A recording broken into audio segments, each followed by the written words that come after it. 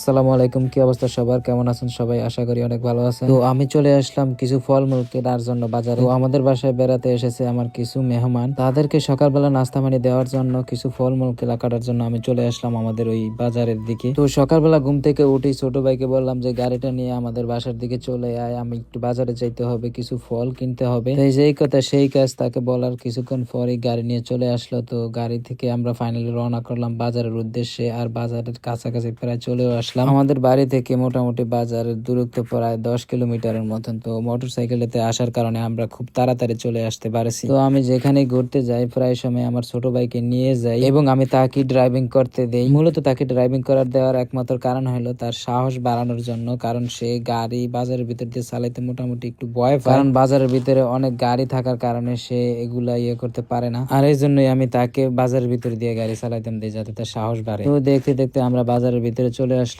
আর বাজারের ভিতরে এসে গাড়িটি রাস্তার সাইডে রেখে দিলাম। তো গাড়িটি রাস্তার পাশে রেখে দিয়ে ফলের দোকানের দিকে রওনা করলাম যে কি কি ফল আছে দেখি। তো এইভাবে করে কয়েকটি ফলের দোকানে গেলাম, গিয়ে জিজ্ঞাসা করলাম ফলের দাম কিরকম। তো জিজ্ঞাসা করে একটা দোকানে ঢুকে এবং মোটামুটি দরদাম করে তার কাছ থেকে কিছু আপেল, কমলা এবং আঙ্গুর নিয়ে নিলাম। আজকের ভিডিওটি এই পর্যন্ত। যদি ভিডিওটি ভালো লাগে অবশ্যই লাইক করে দিবেন, শেয়ার করে দিবেন এবং অবশ্যই সাবস্ক্রাইব করে পাশে থাকবেন। ধন্যবাদ সবাইকে। আসসালামু আলাইকুম।